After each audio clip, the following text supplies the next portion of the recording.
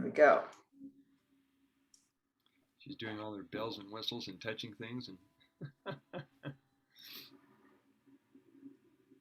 All good.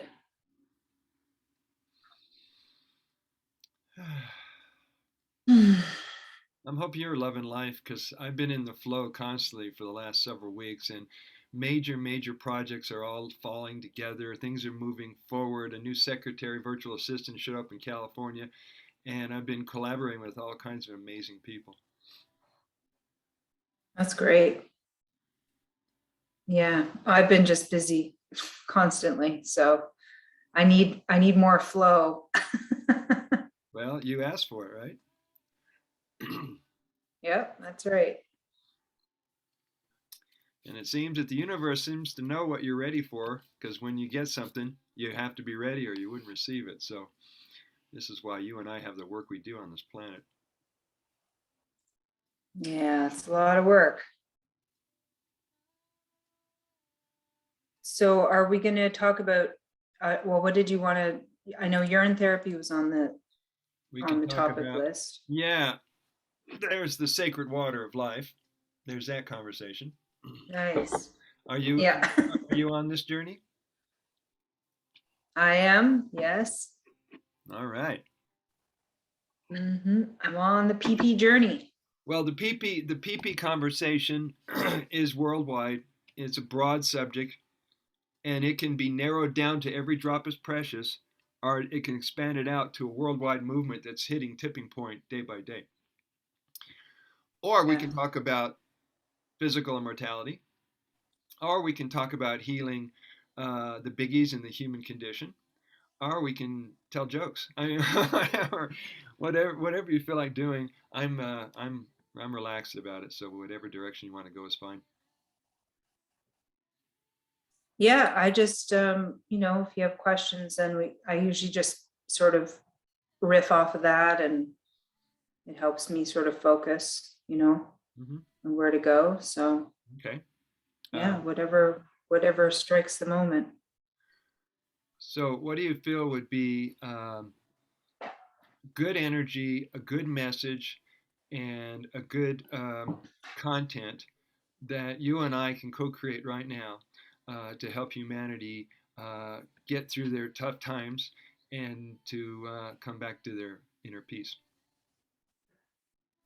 Is that a broad subject?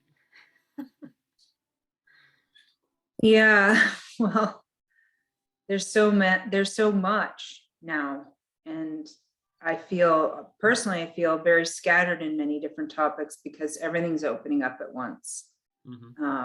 So, and being eclectic, I know a lot about certain topics, and okay,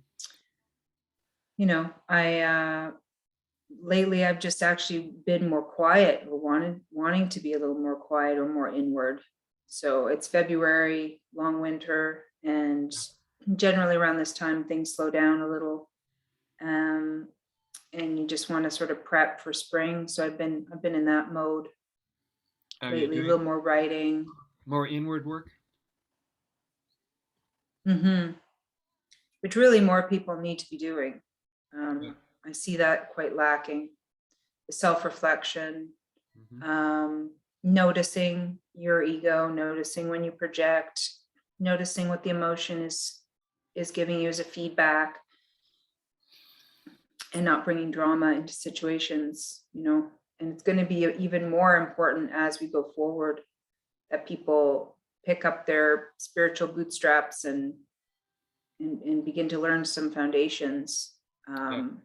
Because if you're going to form communities, or you're going to do something privately away from the auspices of the government control, then you have to work with other people. And if you're going to work with other people, you need to be mature enough to not need third-party interloper to come in and break up your tiffs and dramas. Right.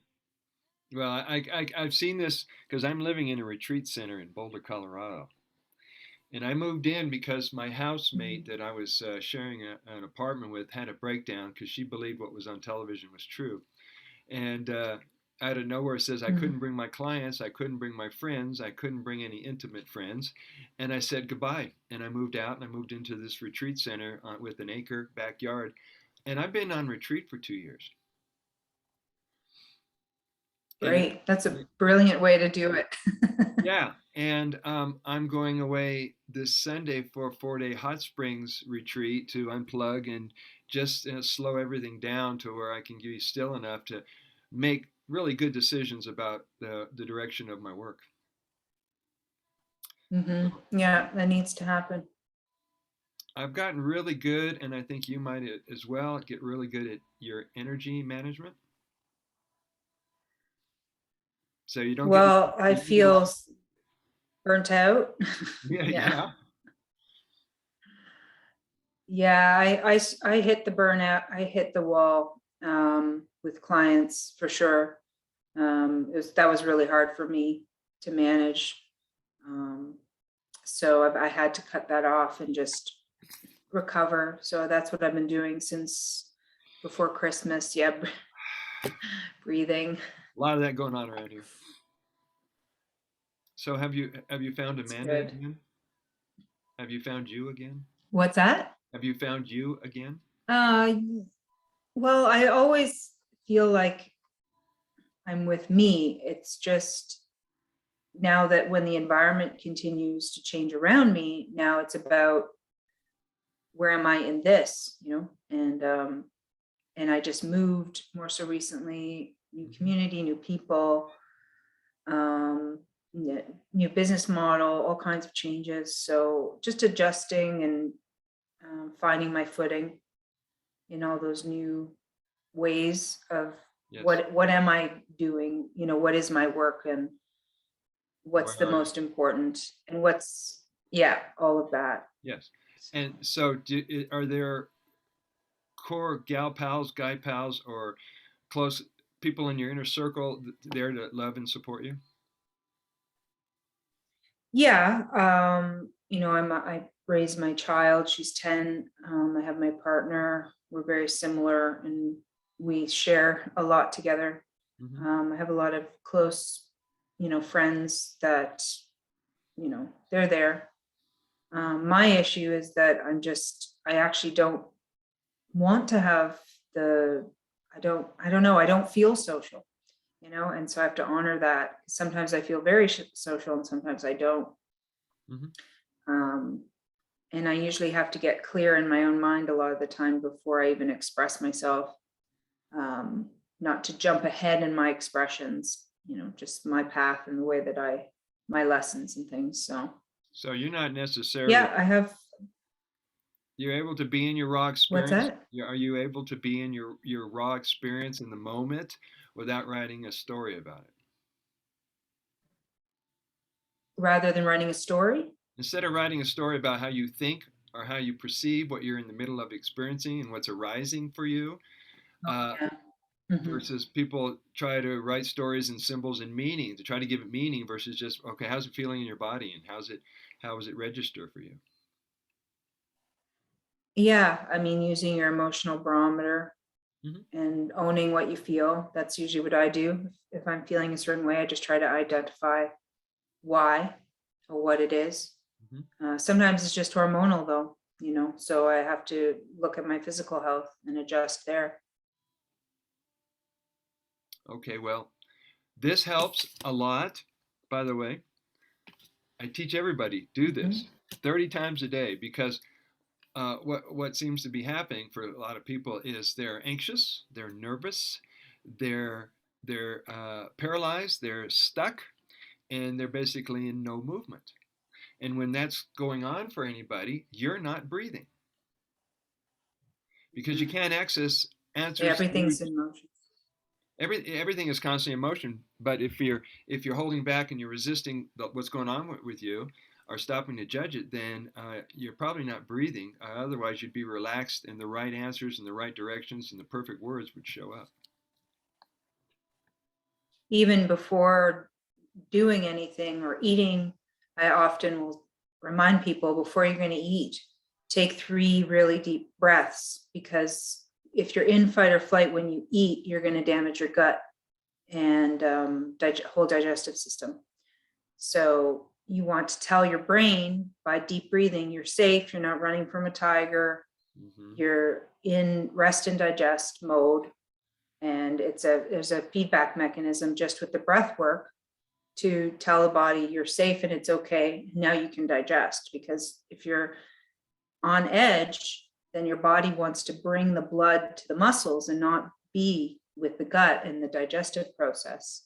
And that simple act can save a lot of digestive complaints and ulcers and heartburn, all these sorts of things, just by breathing and eating mindfully and not racing around eating or driving while eating or all of those kinds of activities. Unless you're super relaxed while you're driving. I don't know. Sometimes you are, I guess. Yeah, or if you're nibbling on a carrot. I mean, if you're just like slow eating, that's no problem. Yeah. But and the hour of the day, the amount of food that you consume. I live with people who their ritual. Now, I'm eating raw foods and fruit all the time, and these guys where I live, they like to start preparing their meal around 8 o'clock at night. And so they're eating either 8:30 or 9 o'clock, and sometimes in front of television. It's not television, but they get a TV screen where they're watching their favorite movies and Netflix, etc. But I notice they stay up really late because I guess if you're eating that much food late at night, I got to exercise or do something so it doesn't weigh on you all night long. Yeah, I mean, that's one way. If you want to, for people who are too thin, who want to put on weight, then you eat another meal right before bed and you'll pack it on that way. Or children, oftentimes I'll see my child is hungry again, so she'll have her dinner, but then she's got another wave of hunger. So I would often feed her again before bed because I knew a growth spurt was coming. Gotcha. And that would support her through the night, through the growth spurt. But not if you want to be an adult and be healthy. It's different. But you do want to listen to your body. Sometimes you get digestive fire rising in later hours, especially if you stay up late and you're writing or you're using energy in your mind. Then you may want to eat again. You may feel that you need a small snack or something like that for fuel, and that's fine too.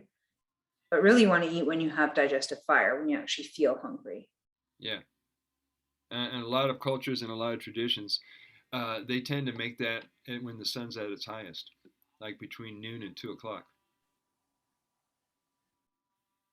Because some of those countries, they feel that you mean to eat or to rest? To eat. Like there's a lot of people who do the one meal a day, and they focus on that meal to align with the sun's highest output of light. And for a lot of people in a lot of countries, it's between 11 and 1, 12 and 2, somewhere in there. And then that's it. And then maybe they'll have fruit later on in the day. Yeah, one big meal a day sort of idea. I know a handful of people, they just eat once a day, usually around 4 o'clock. That's their main meal, kind of thing. Yeah, there's different ways to nourish for sure. And there's fasting that's important as well. It's like taking a break from it. Yeah. And just knowing your body, really, because everyone's so different with their needs. Right. So you're also referencing spiritual purification techniques. Fasting is a spiritual purification technique. Sitting by a fire, doing some deep connected breathing, meditating. We've been meditating here at this place every night for 20 minutes since April 4th, 2020. And I've noticed that I can drop into calm centeredness a lot faster than ever. So if I'm in a situation that's normally I'd be triggered or I had a charge on something, my brain goes into neutral quicker. So I don't react to the situation, but I'm more paying attention to what's really being spoken. Yeah, you can be present through it instead of reactive. And in these day and age, Amanda, it's very important to be able to get to that calm place, particularly if you have people who call you with a 911 emergency call. I mean, I get a lot of that. My friends are breaking down. My exes are trying to come back and, want to find some whatever. And I've noticed with the clients that once you have a conversation with them and they start slowing down in their words, slowing down, in their pace and their tempo and the speed of their voice. They start talking a little softer. You can feel them shifting, and it's a joy to be in the middle of that experience. Hmm. Yeah, I've always been able to stay calm when other people are freaking out. I guess I would have made a good paramedic for that trait. Yeah, either paramedic or a first responder or a 911 operator. Yeah. So, do you have any questions about the Fountain of Youth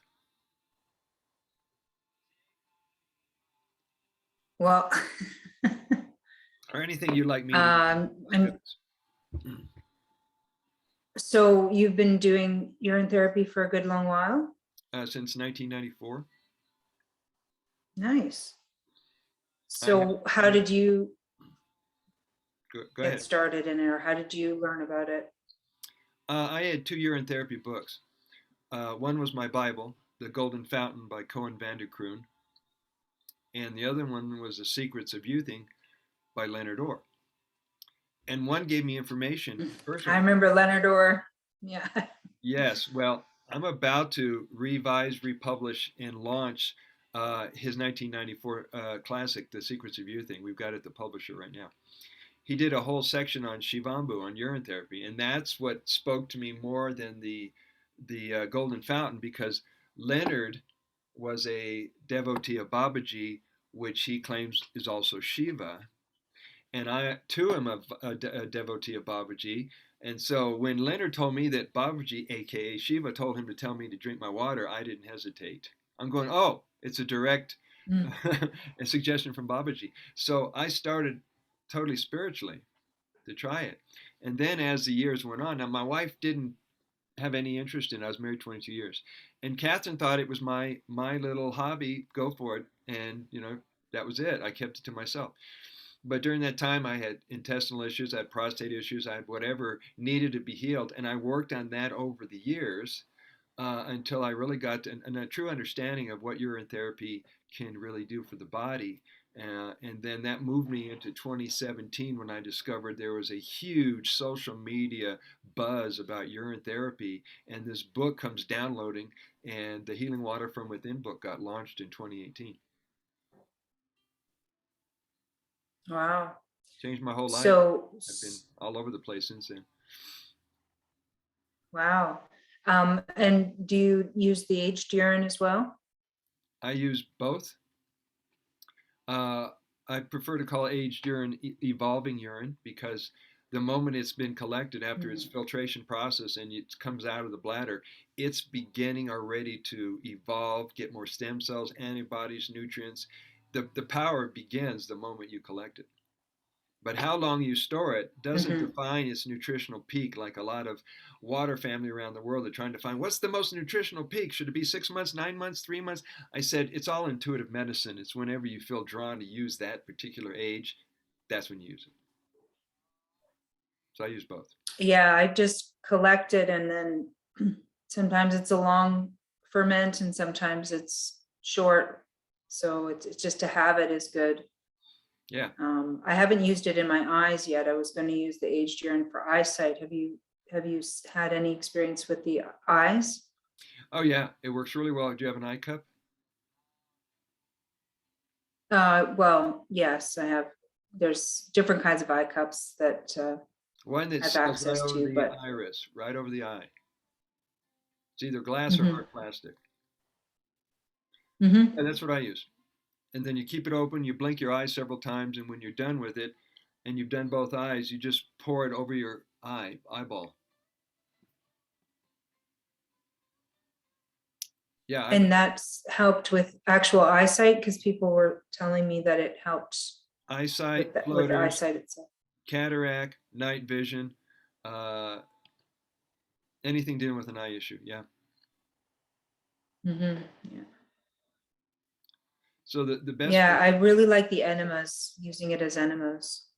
very nice. So did you figure out what when you do enemas, Amanda? It's really enema yoga, because you got to get down, you got to put it in, you got to get up, go to the toilet, you lay back down, and you're getting up and down several different times. And then it ain't over until you clean up the floor and the toilet and your equipment, right? So that whole thing, to me, Yeah. I got it down where I can go in and out and do 4 rounds in 45 minutes. I'm out of the bathroom, and what a workout. Yeah, I find it a little harder to hold than the coffee, but I'm more trained to do the coffee.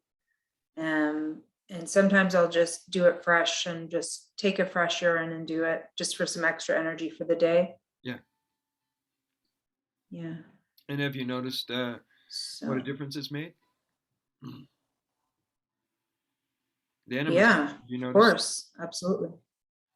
Can you give an example? Yeah. Oh, yeah. Energy wise is very noticeable. Just feeling like, if you're sluggish, if you feel sluggish, how heavy your body can feel. Right. And when you do that, I find after a urine enema, it picks up my energy. So I feel like I'm moving on lighter feet. Mm-hmm. And you notice your head gets clearer Yeah. too. Your clarity also returns. Yeah, somewhat. Yeah, yeah. I mean, I've only been off and on using it since, well, my first experience was when I was in my youth, but and I read Leonard Orr's books in college. Um, Nice. and I knew about the urine therapy as well, off and on from a few different sources, but I never really practiced it much until more so recently, the last year or so, a couple of years, I guess now.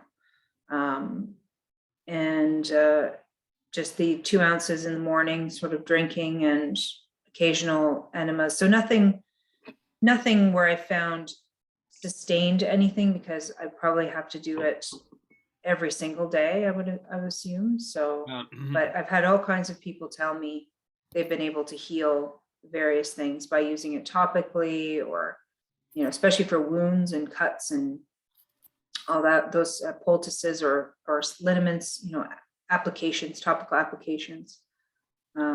So I've got a lot of people, onto it now, because it's just so taboo. People they don't understand it. They don't understand what it is. So you have to help them get past that it's some sort of waste or some sort of poison. Right. And then people shouldn't really do it if they're on all kinds of medications. The goal is to get off the medications, and then, Well, yes and no. use the urine. Yeah, yes and no. I tell my clients that you can do urine therapy and still be on prescribed drugs, recreational drugs, or unhealthy foods. But what something's going to shift in your brain chemistry at some point, you're going to lose the craving for it. So if you're going to you still believe that that's a life and death situation, you've got to do those prescribed drugs. I tell my clients to take it in an hour on either side of the medication if you're going to do the urine therapy and still do those drugs. Mm-hmm. And then after a couple, Yeah, I have people. Sorry, go ahead. when things There's change just a delay. chemically, when the things change chemically in the brain, and you no longer crave it, you no longer feel the fear of, it'll kill you not to have it. You get liberated at some point from all these things that have been running our lives. And the intelligence of the Mm-hmm. water has ability to do that. Yeah. Yeah, I just, a lot of people don't realize that when they're on medications, like prescription medications, that anywhere between, 20 and 30% of it will leave the urine intact, so unused by the body. So when they're trying to get off a medication, I say use the urine as your method of coming down. So you can come down off the medication quicker, and you can use the urine to titrate the blood levels appropriately until you can completely clear off of them, which for me is always a goal, to stop suppressing, normal natural functions of the body, especially with like thyroid medication, for example. I had one woman, she was trying to titrate her levels, and she drank way too much urine, and actually went into hyperthyroidism. So she realized that she had to be careful with her amounts because of the drugs she was taking. So that's all I usually caution, people who are new at it, just start slow. And I think teaching them that they have their own remedy with them is very powerful. That they get stung or bit by something or have a histamine response to something, they have their own antidote produced for them in the urine. And I've had lots of examples of that, recovering hives and bites and all sorts of things. Allergic reactions. Allergic reactions, yeah, anything histamine response, and you can calm it right down. You don't need to walk around with a needle. People are doing urine injections? No, but I've been interested. I want to do that. I'd like to do that myself, injections, but I don't know anyone who's done it. Okay, well, it's free stem cells. You don't have to spend a lot of money to get stem cell surgery or stem cell injections because it's available for you. And people are putting it in their hip, in their butt, in their knee for knee pain to avoid surgery. Some people have actually put it in their arms. And I think getting used to doing that is very valuable for yourself or people who aren't able to produce any urine, or they go into shock, or they have a heart condition, and you're on the spot, you can help save a life. Yeah. And is there a specific text that has the injectable information in it that you know of? Well, I have a chapter that talks about all the protocols in my book, and there is a reference to. Okay. It's in the manual for urine therapy teachers and therapists. Oh, great. So I don't know if you have it in either form, but I can always send. No, I don't know. Yeah, that'd be great. Is your material on the For the Love of Truth website? There's a website where a friend of mine gathered all these urine therapy resources. And do they put links to their books so people can buy them, or they give away their work as PDFs? Some are PDFs, some are videos. It's kind of like a mishmash of information. If you can connect me to that website somehow, that'd be great. Yeah. Okay. And so that's great. So when did you get into the writing of it? I'm like, I didn't know who you were. I got no information on who you were when Fabian booked the interview. I just thought that all I got was we're having a chat. That's it. I didn't know anything. I didn't know you were an author. I didn't know any of your background or who you even were. And is that the name that you have on your book? Yeah. This book came out in 2018. Is this backwards or forwards? It's forwards. Okay, this came out in 2018. Healing water from within. Yeah. All right. And then what happened? I'm going to show you the other book in just a minute. What happened is the universe orchestrated my career change when the book came out. It wasn't long that I was on radio interviews, television interviews, ended up at the Water Life Symposium in Las Vegas in 2018. And before I realized it, my career went viral. It took off. And then, I've been on probably 38, 39 radio shows, interviews, podcasts, webinars, and 3 television shows that came from Denver. And they did a interview with me teaching urine therapy protocols, drinking it on camera, doing some Tai Chi, etc. And then the last 30 seconds, they bring out the doctor to demonize it, to say, oh, these guys got it wrong, they're in a cult, blah, blah, blah, blah. But what Channel 7, NBC, didn't realize is that the message was more powerful than what their negativity was, and that show has had over 50,000 views, and it's been helping the movement. And so my career went launched, and then in 2020, here comes the manual for urine therapy teachers and therapists with Shiva and Pavarti. Nice. And so that led into the organization of a nonprofit group called Shivambu here in Boulder, Colorado, where we've been building the infrastructure for the water family. worldwide. We put together our own social Hmm. media group called Shivambu Hut. There's 525 members. We've got the Water Family Directory, so anyone in the world can find a urine therapy teacher wherever they live. We have a newsletter, we have videos, all kinds of content is being poured out. And it's amazing. I was teaching people how to take it off the internet where it's needed. Go to your streets, go to your schools, go to the library. And what I did was I did a demo Hmm. getting a permit from the city to be on a popular plaza. And my students showed up with a camera and their assistants. We did a demo out on the streets, had 35 guests come by, ask questions. Wow.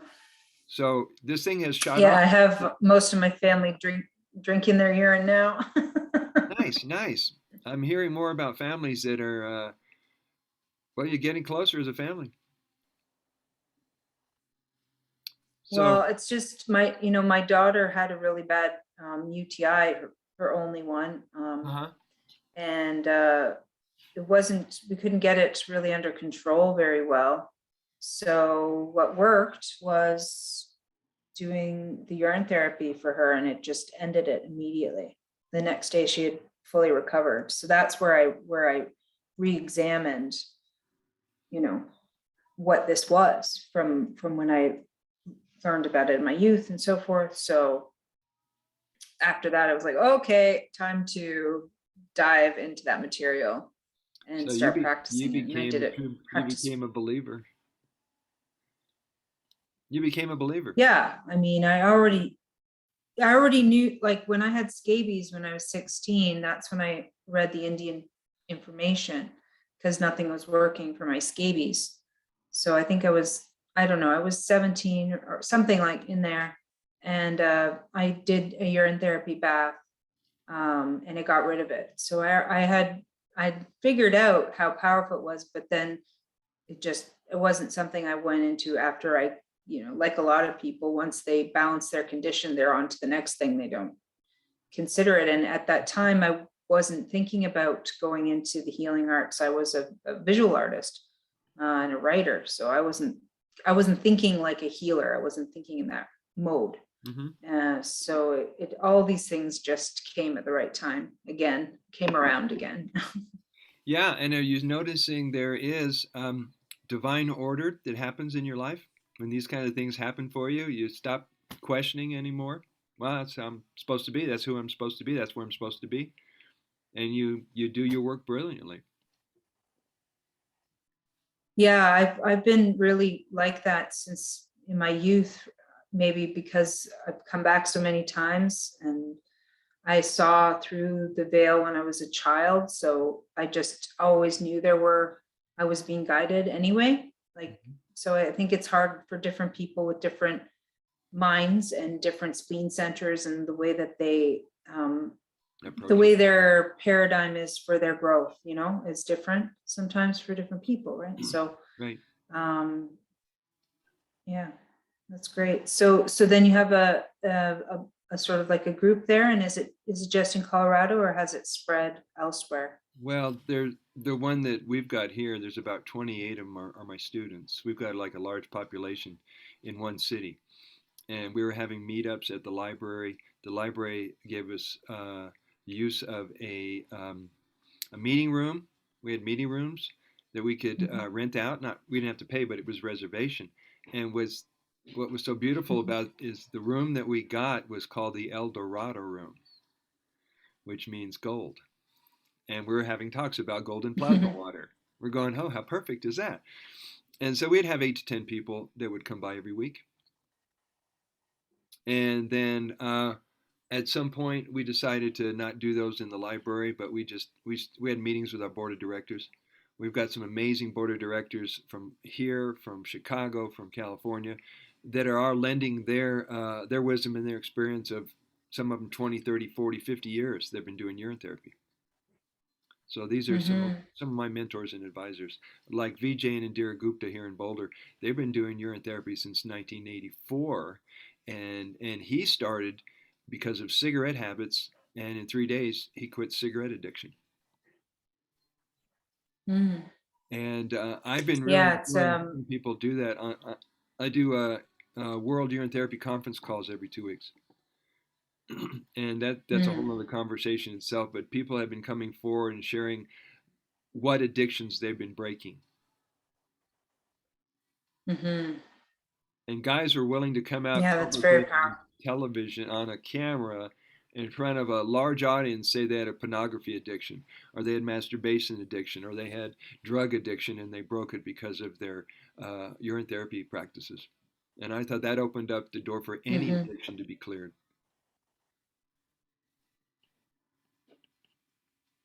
Yeah, very, very. I mean, it's not that difficult to conceive that your own distillate would have information, especially when we know that water holds memory as well. Yep. And these are your waters, they're your seeds of memory.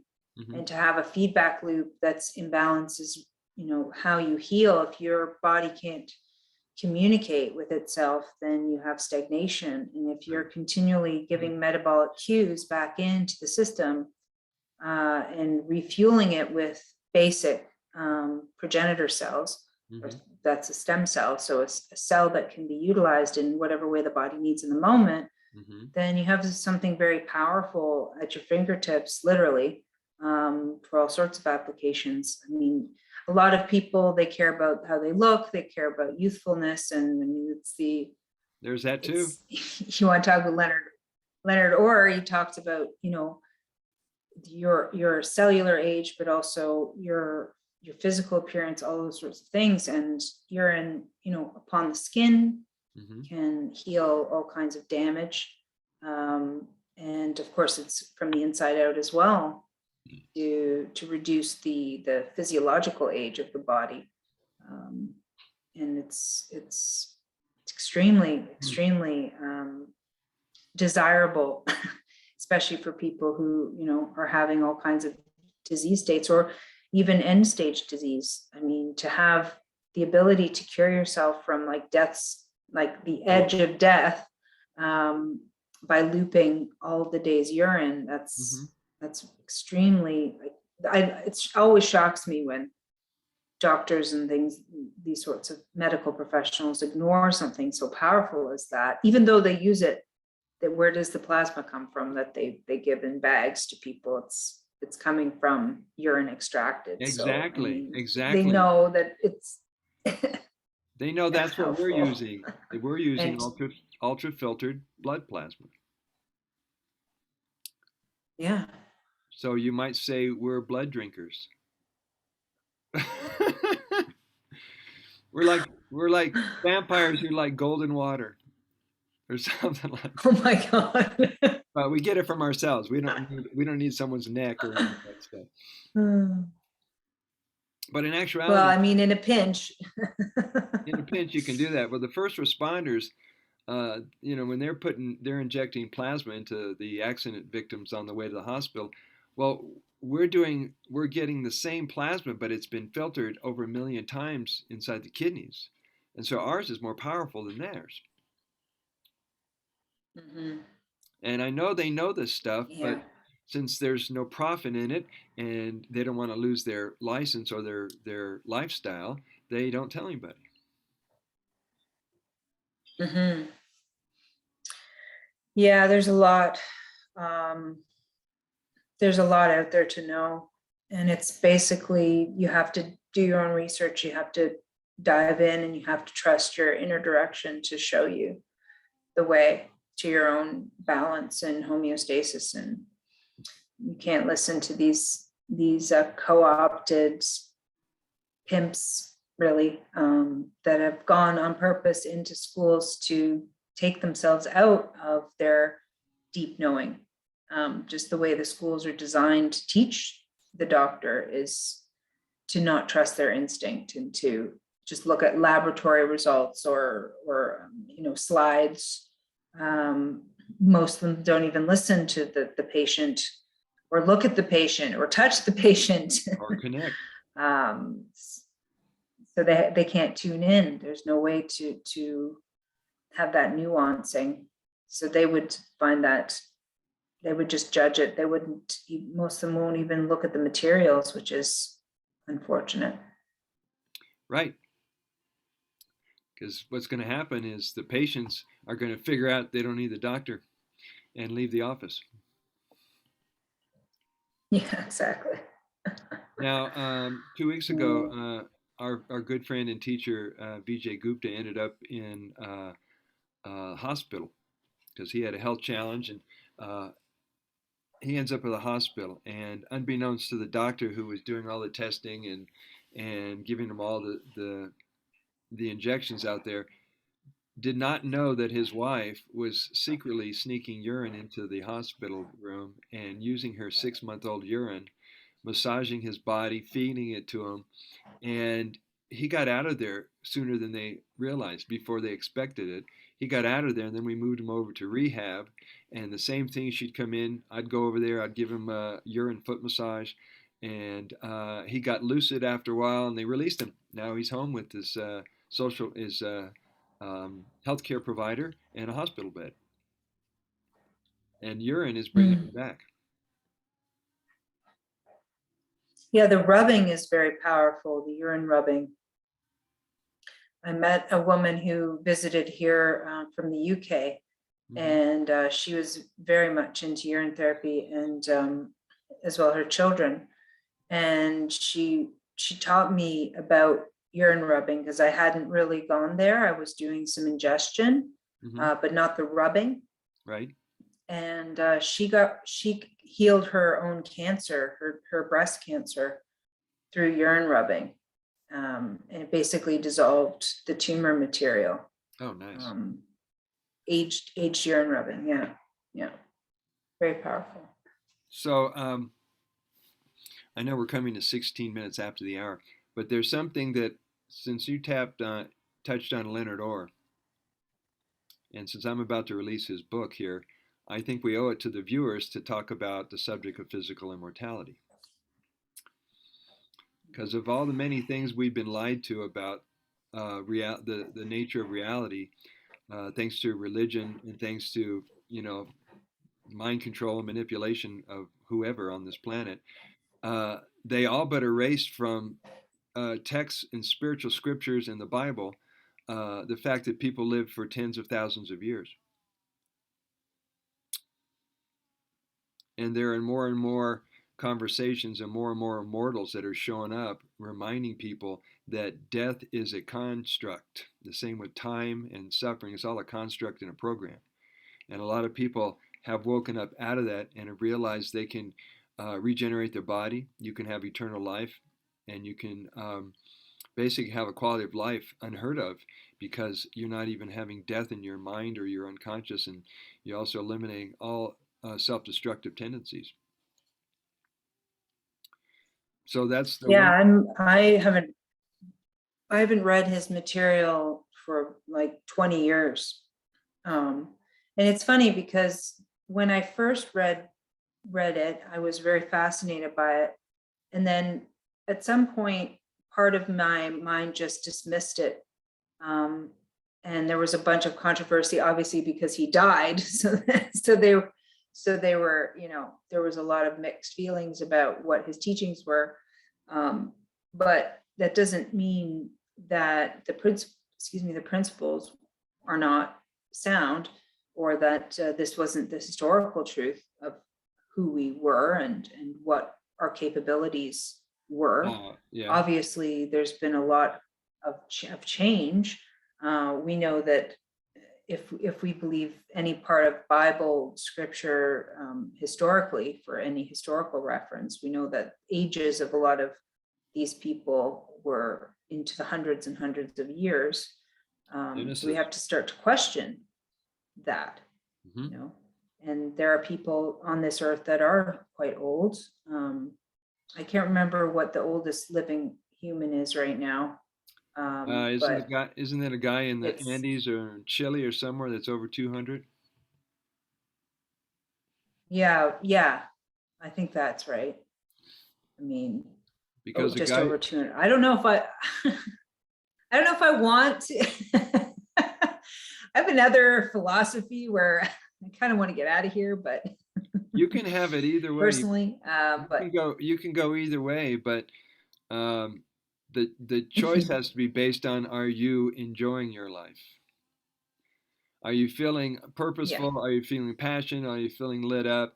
Because if there's no misery running you, then leaving is for a whole other reason. Or did you finish your work here? Yeah. So the book that's being reposted. So it's not, what's the one, Breaking the Death Spell or Breaking the Death? There was one Hold on, I'll go get my that I copy. can't remember. Hold on.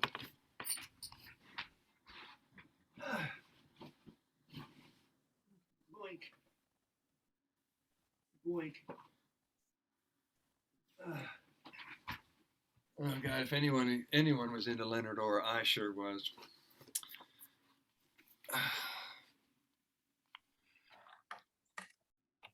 There's this book that came out in 1988, somewhere around there. Physical Immortality, 1980. Okay. Yep. All right. I Then, remember that then one. it was followed by Breaking the Death Habit, That's the one. Yeah. right? And then in 1994, this is a book I'm bringing back to life. Oh, yeah. Okay, you can see Yeah. how Leonard cared about was getting it out there, and he did it spiral bound before he realized, oh, you could do it in paperback. So these conversations about immortality need to be in the common conversations, because I noticed, and I wrote an article about it, and it got published in 2006. The name of the article was called "Your Sacred Living Food and Your Spiritual Path Won't Save You from Your Mind." So if we Mm. have an unconscious death wish, or if we are miserable, or if we still do self-destructive things, unloving things toward ourselves, that can speed up an aging process, and you'll end up dropping the body. And if that's not Mm-hmm. running you anymore, it changes the game. Mm-hmm. What do you think is the root cause of that undercurrent programming? I'd say somewhere we got programmed into believing that death is inevitable, and that's a programming. Because in truth, we know that life is inevitable, and it's an ongoing continuum. Life is a continuum. It doesn't stop. It doesn't start. It's like Shiva. It doesn't have a beginning. It doesn't have an end. It's timelessness. And so somewhere in the mix, they drop in this idea that, oh, yeah, there's something else that you may want to know about, and they call it death.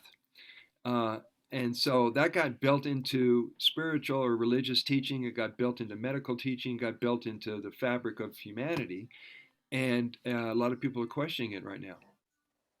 It's the same with food Mm-hmm. slavery. A lot of people who do fasting and move toward breatharian and fruitarianism, they realized that eating was optional.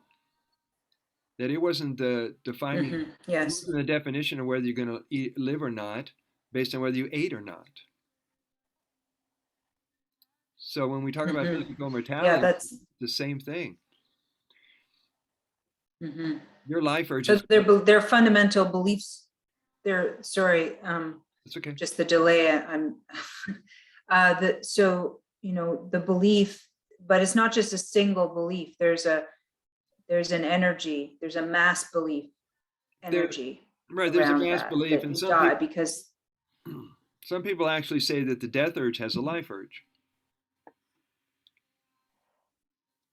the death urge has a life urge. So it Yeah. has the death wants to live as an exist that death is real, like that.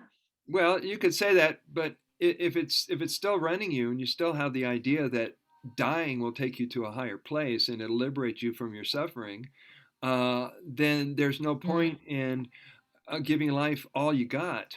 There's a tendency to resist and play small versus reaching out and having your voice touch the world. Um, mm, so I think it's worth considering and having conversations about with people.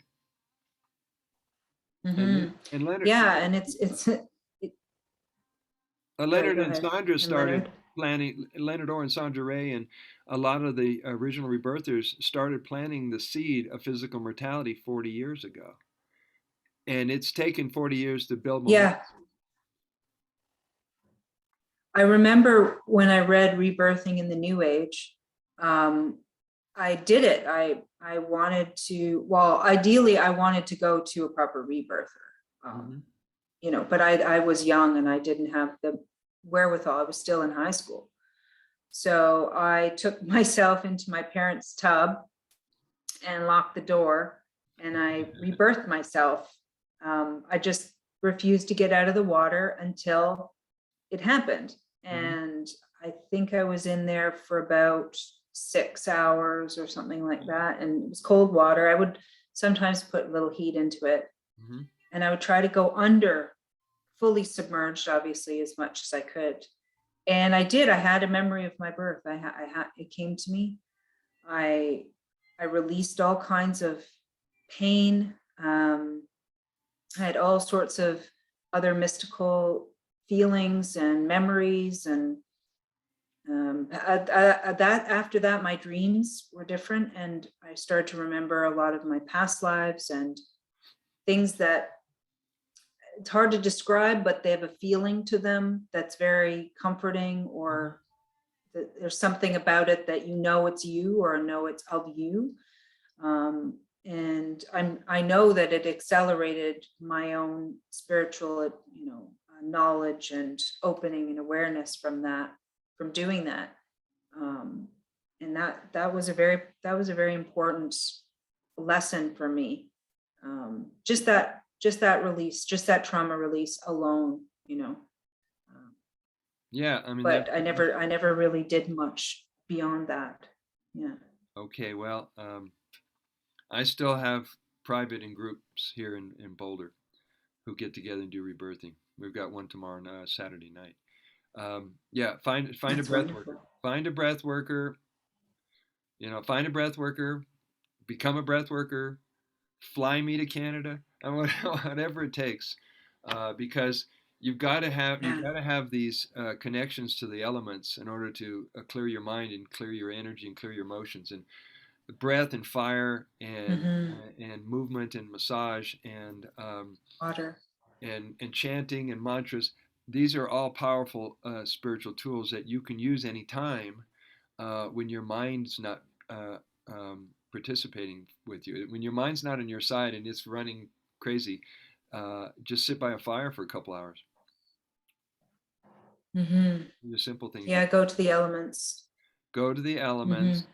They will comfort you and hold you in ways your mind can't,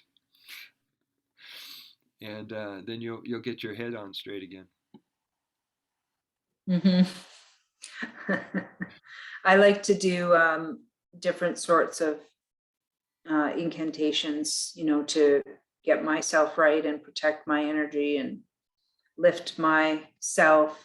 And I've been doing that for a very long time. And it's funny because a lot of what I teach, I feel like so many people, they just judge all this stuff so much. It's unfortunate, that they get lost in nuances or judgments, but they don't try it, and see what happens for them to do these things. Just experiment with it. Just be like a child, innocent and open and interested, and see how it feels, instead of just judging it, closing it down, and that's it. That's just not going to just dismissed, so. Yeah.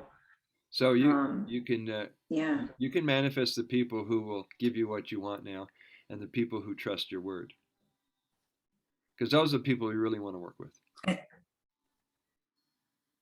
Yeah, of course, The ones that say, absolutely. "Hey, Amanda knows what she's doing. I'm going to follow her lead." Yeah. You're ready. Well, the whole thing, everything of the teaching is to teach that individual how to empower themselves to be their own teacher. I mean, that's really Right, and their own healer. where it needs to go. Their own healer, their own source. Go to source through them, and then take action accordingly. Well, you're mirroring exactly what I've been talking to several people on social media about, and that is simply your work is your work, and their work is their work, and you're not here to do their work. They're not here to do your work. Yeah. And so what we I do, find those positions interesting to be put into where, they're not, especially when they're very sick, right?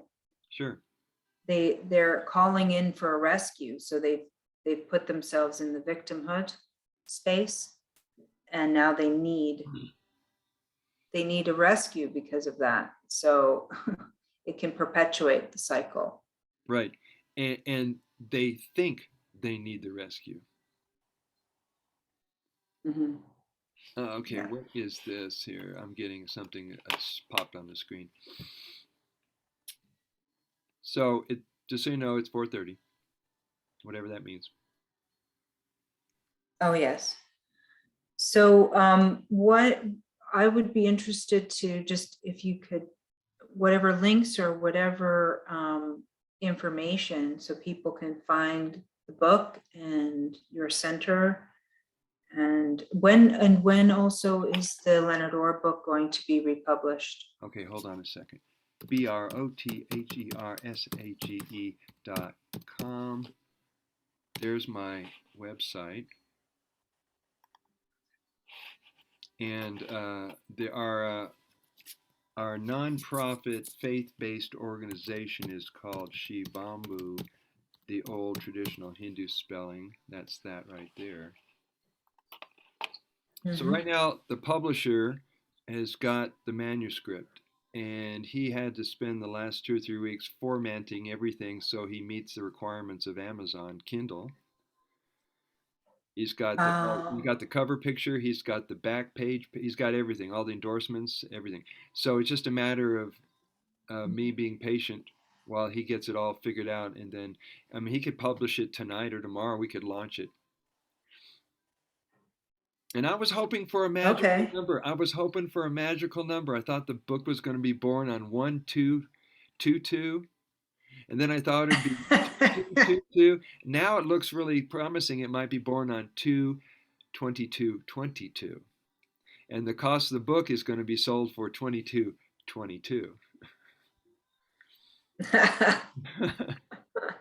Just having fun with numbers. So I know, I love numerology too. This particular book of his, are there practical exercises then in it for people? There's Or is it practical just exercise. more of like philosophy? There's philosophy, but and there's a bunch of his personal healing stories, and what he went through, and how he spent a year in the forest finding himself, even during a marriage and a child. He said, I need to regroup. So he goes to live in a forest. Well, at the time, him and his community owned Campbell's Hot Springs in California with 650 acres. So they had hot springs on the property. They had places you could just go walk out into nowhere and be left alone for as long as you wanted. And so there's some of that. He talks about immortality. He talks about healing what's known as the senility syndrome, and that is when people re-experience the childhood memories of feeling helpless and hopeless. And usually it happens with seniors, but sometimes people in their 30s, they start reactivating the helpless feelings, and they have to breathe it out and process it. And he went through it in 2 years and been teaching people how to get through it.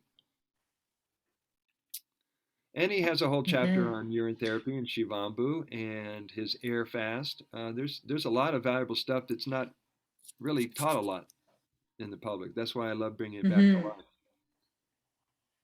Yeah, I'm excited for this. It's interesting for me because it's been so long since I've really looked at his work. And I'm going to go, when we're done, I'm going to go downstairs and pull my Leonard Orr books out of my library and have a look again. Well, because after a certain period of time, your mind evolves and changes, and then how you thought back then, I like that. I like doing that, where my young self when I was in my 20s versus Amanda, now, this is the new cover.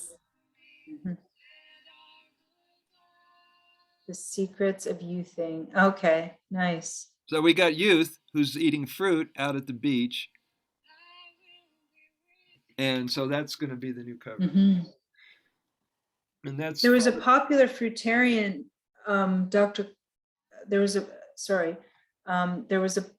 she just died. Do you know this woman?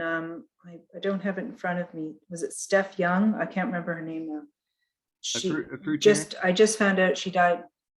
Yeah. Mm-hmm. It's the first time Fine. hearing. I'll get. Yeah. I just there was, you know how people are, right? They immediately judge the lifestyle or something without any facts of what happened. Sure. So we don't know what happened with her, but she just passed on. So I just was wondering if you'd heard of anything. So How old was I she? think it was. I don't know. I never knew her. I didn't know who she was, actually. I hadn't heard of her before. Yeah, I'm So getting to know. I'll find the article. I'll send it to you. I'll send you the article Yeah, about it. I'm meeting more fruitarians. I'm meeting more breatharians. I'm meeting more immortals. Mhm. These are the kind of people that, you know, I feel a resonance with. So they keep showing up more and more. Yeah, And it was Dr. Do you know Dr. Morse? yeah, Dr. Robert his Morse work? out in Florida. Yeah. I guess she was big in his community. Yeah. He's got quite a following. Mm-hmm. And I followed him for a while until Yeah, and like with he decided until until he decided to tell his community that urine therapy wasn't a healthy practice. Then myself and many other people walked away from him. But everything else he said was right on. oh, that's too bad. Yeah, and I've I seen wonder this in other what health. got him stuck. I've seen this in other health gurus. Mm-hmm. Everybody's going, wait a minute. He's all about fruitarian. He's all about fasting. He's all about da Mm-hmm. da da. But yet he's against and he negates urine therapy. And I said, well, you know, these are human beings, and they can only take you so far on your journey. You got to know when to walk away from your guru. Yeah, that's a very good point. It's not to say that You can outgrow your guru. you can outgrow, and that doesn't mean they're not serving humanity, but they're not your teacher anymore. That's right. Yeah, that's a very important point. So Very important. Yeah. And you outgrow all kinds of things in your life. And the whole point is to not attach and to be able to let go and move on to the next, whatever is being presented or whatever you're manifesting. So I like your teaching style. That's a great point. I like your teaching style.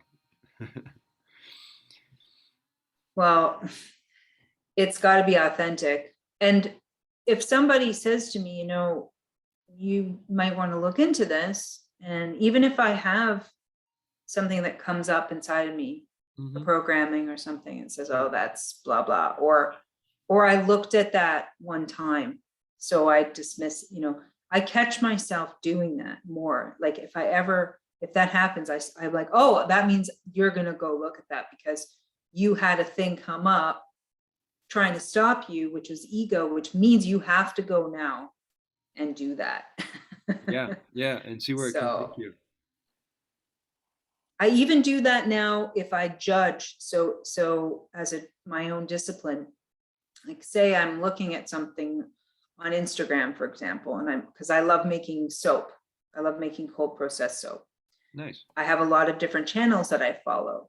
Sometimes, you know, I'm scrolling through and I'll see an image and I'll say, oh, I wouldn't have done that. Oh, I wouldn't do that. You know, why would you do that? As soon as if my head goes there, I'm like, guess I'm making that soap with that exact thing so I can understand it, because what you judge, you create those circumstances for yourself. So for me, if I feel that inner judge come up, I'd rather control the outcome myself and teach myself my own lesson rather than have to let the world come at me to teach it to me in ignorance. I'd rather go forward and correct my error on my own merit, you know? Sure. So I did that. I literally just caught myself doing that the other day. Nice. On a coffee soap that had real coffee beans on the top. And I thought, what? That's a waste of coffee. Why would you, why would you? And immediately I said, I'll be making coffee soap with coffee beans on it now. So I can answer my own question as well. Yes. And also I can correct that. Mm-hmm. Well, you're doing what's known as self-analysis, and you can do a reality check with yourself, so you don't have to like find somebody to get feedback. And I love being able to do that. And it's a time Yeah. saver, it's a money saver because you have to pay for therapy. Uh, and Yeah. we all have these powers and these talents within us to make our lives magnificent if we'll just slow down our mind and pay attention to what's inside us. Yeah, I mean, and just honor where you're at. I mean, as a female, I feel I'm all these moods all the time, or I'm all these feelings all the time. And so sometimes I feel like I want to sit in that, whatever it is, even if it's uncomfortable, I want to sit in it and I want to Hmm. understand it, or just not even be in thought of like about it, just accept the feeling part of it, Right? uh, and see if it's trying to teach me something or there's something I'm missing. And that's part of being authentic. You're not, sometimes I feel goofy and funny and I want to joke around. And sometimes I feel stoic and introspective. And sometimes I feel like I want to have, conversations like we're having. Sometimes I feel like I want to just meditate, or sometimes I just want to take a bath. There's all different parts of us. Sure. And I find that a lot of people project what they want from you onto you rather than who you really are. So if you're just authentic, then those people who are meant to be around you will honor that in you, and you don't have to pretend to Hmm. be someone else, Right. And you don't have to change for around anybody. other people. If you're not, no, and if you're not feeling, well that day, emotionally or what, just say it, just speak to it. Like, here's where I'm at today. I'm feeling reflective today, or, I know we're at full moon and this particular full moon is making me emotional in this way.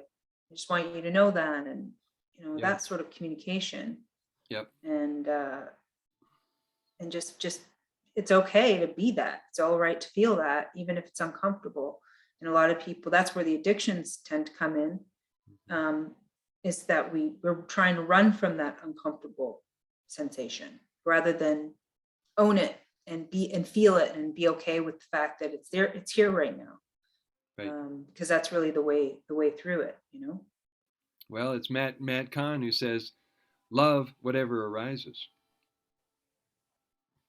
and that Hmm. seems to be a lesson for a lot of us right now because we want to push it aside, we want to suppress it, we want to stuff it down. Versus, like, why is it here now? Why am I feeling the sadness? Why am I feeling rejected? Why am I feeling whatever I'm feeling? Versus, okay, this is what I'm feeling. Let's see where this is going to take me, and you'll have amazing breakthroughs from doing that, and you don't have to repeat it No. if we And don't. if you do, you're on a you if there's any repeater sort of thing that I found, is that, I always explain it that the ascension spiral in your life is going this way. So there's an angle to it. So you Mhm. seem to come around, circle back again a little, right? So you can touch where you were at, but it's not the same. So you can Mhm. get like a flavor of where you were at, just as a reminder, and before you go to the next rung up. Mhm. And that those flavor, as you master something, it gets lighter and lighter and further away from you, and then you start to see it in other people maybe around you. So say it was something very personal you were dealing with, you mastered it, then you may see it as a reflection, in other people, family or whatever around you. Yes. And so you're noticing it as a witness now. It's a different exposure to it. Sure. And if you see that, you can, you can congratulate yourself that you're doing that work, and you can see it fading off into, then it'll go third party and so on. And then one day you'll just get an occasional story from someone's friend that they're going through that. Right. And And it's a good marker. by having that unique awareness, um, when you find yourself circling back and you're in that spot again, you can look at it and go, I know this part of the road. I've been here before. I know where this is going to go. And it also gives you incredible compassion, particularly being a sensitive like you are, that when somebody else is in a tough spot and they're going through a struggle and you've stepped where they're standing right now, it's so much easier to explain that to them and to help them find their way through it. Yeah. Yeah. And that's part of, I think, the journey, the empathic healer style way. Yep. At least all I have is my own reference point. So that's how it seems to be for my path. And just to make sure to nourish the self, rejuvenate the self. That's where I get into trouble, because I'm very active and I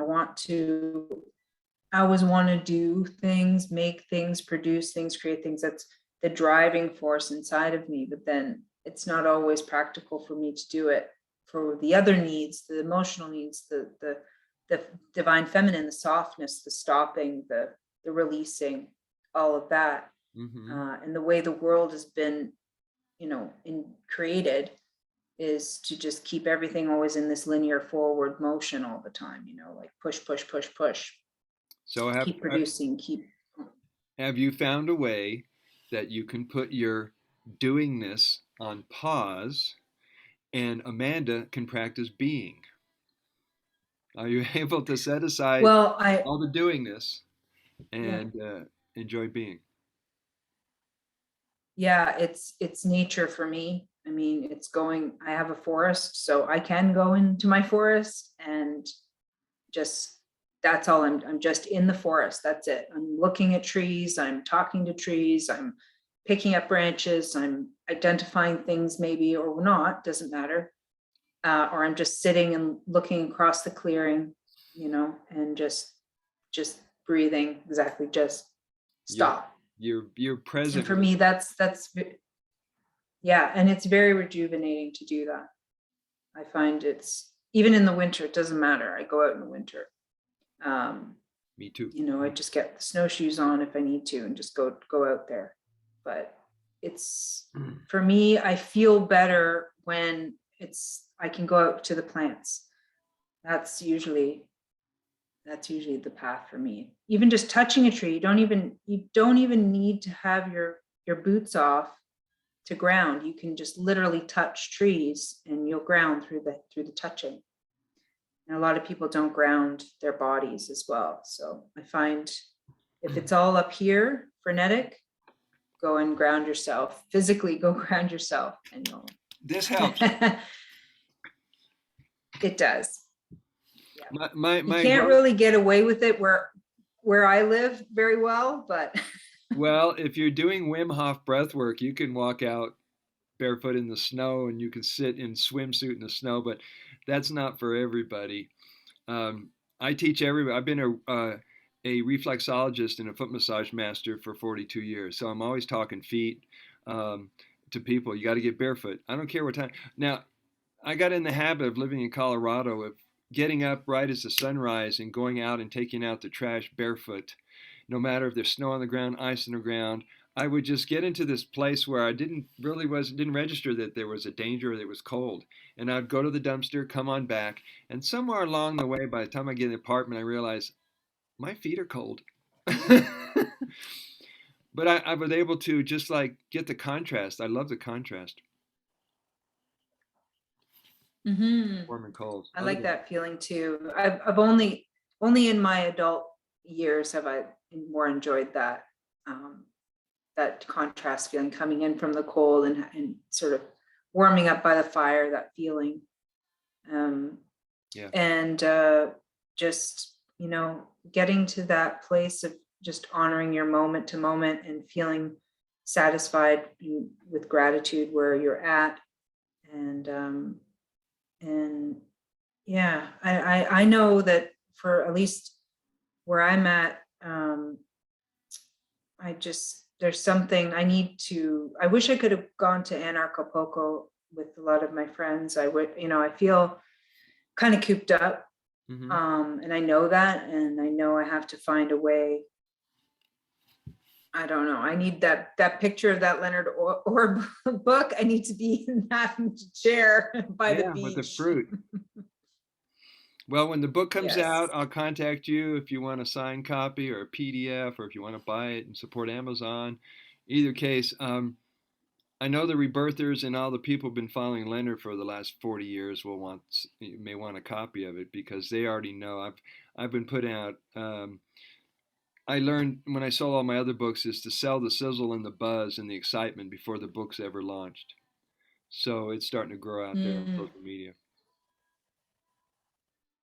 Well, I will definitely share it with my audience, and I'll revisit that material now that it's come again, into my viewfinder, because that's so long ago for me, and I just felt like maybe we can keep the physical form, but I always knew and felt we're eternal beings anyway, whether we discard the physical form and get another or not.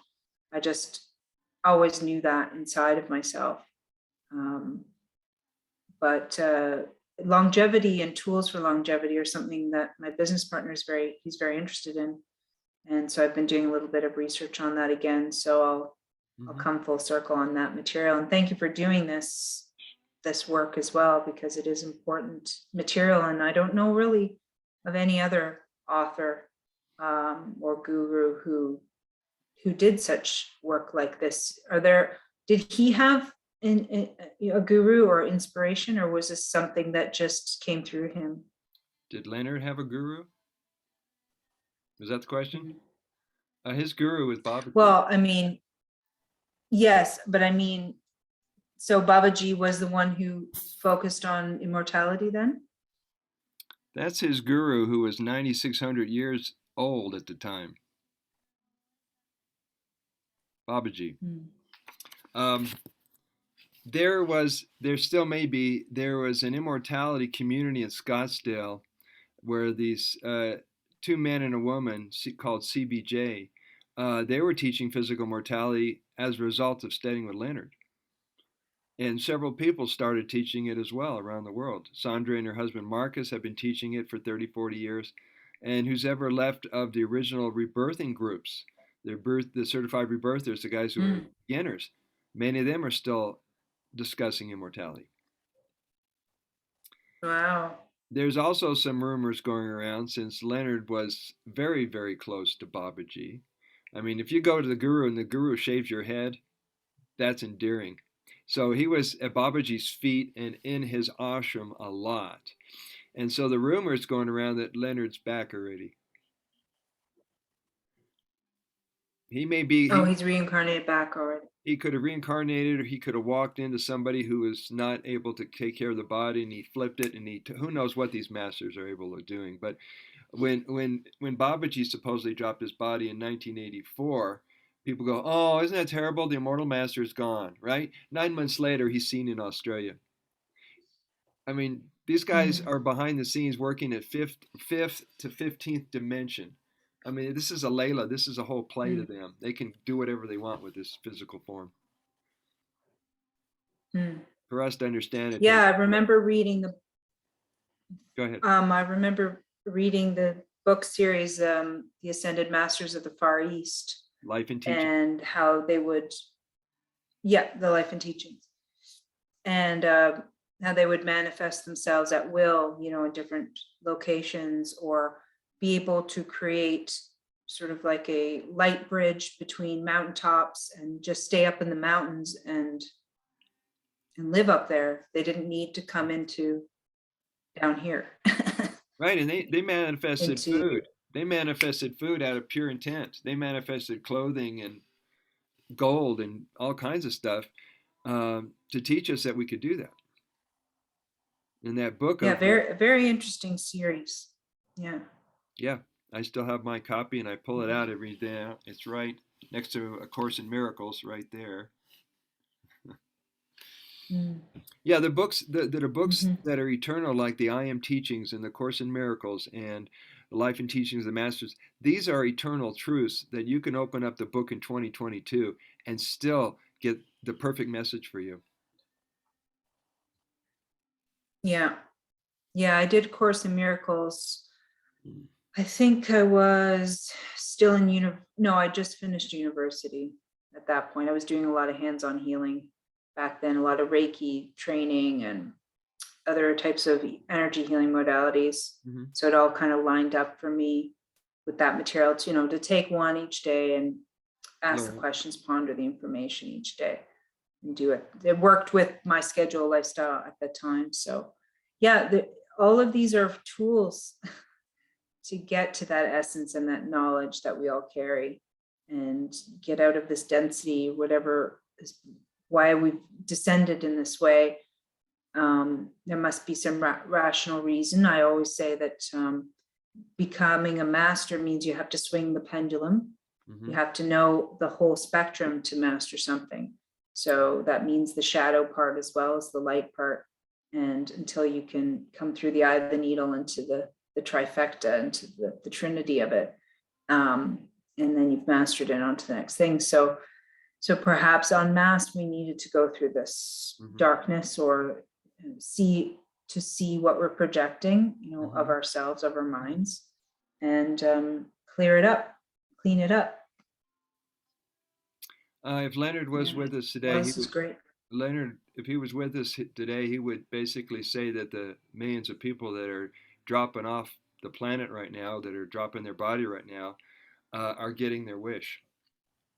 He would say that we're sorting out the immortals from the mortals, from those that are committed to living to those that had enough and want to go.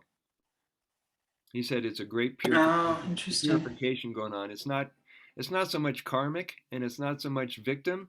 It's just the way the universe operates.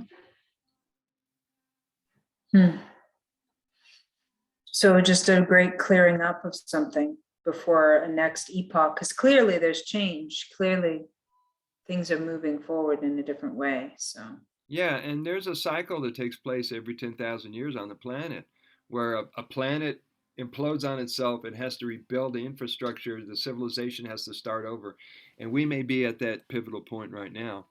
And there's also more awakening souls than ever before, and that excites me. I see 20-year-olds who know what the heck's going on.